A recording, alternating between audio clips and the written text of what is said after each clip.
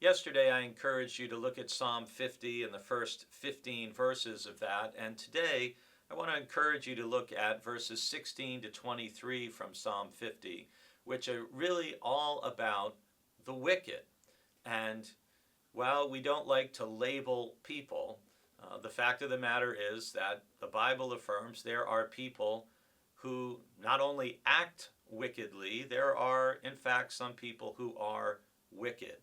And the psalm says in verse 16, "But to the wicked, God says, 'What right have you to recite my statutes or take my covenant on your lips?'" And the rest of the psalm is really God talking about, "For you hate discipline, and you cast my words behind you. You make friends with a thief when you see one, and you keep company with adulterers. You give your mouth free rein for evil, and your tongue frames deceit." That's verses 16 to 19. And here, God is making it very clear through the psalmist, first of all, that the wicked exist, and that we shouldn't be surprised that there are wicked people in our own time. And what are some of the things that are characteristic of the wicked?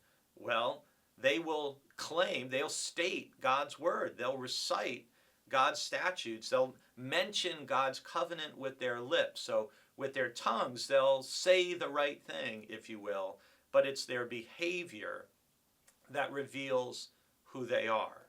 "For you hate discipline. You cast my words behind you."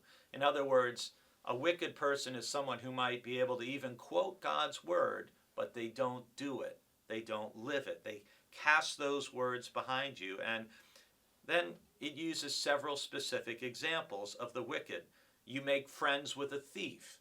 So a wicked person is someone who is friendly with a thief, who is stealing, taking advantage of somebody else and taking what does not belong to them. You keep company with adulterers. It's wicked not to be faithful to one's spouse and to associate with people who are habitually unfaithful. That's a characteristic of the wicked. You give your mouth free rein for evil.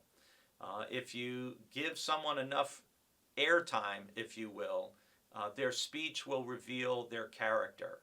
And it's really by our own mouths that God will condemn us. And that phrase, "your tongue frames deceit." So often those who are wicked, they don't speak honestly or truthfully. They are habitually lying, deceiving, and trying to take advantage of others. So we don't want to be like the wicked. That's the main point of Psalm 50. Don't be like this. And be wary of those who are.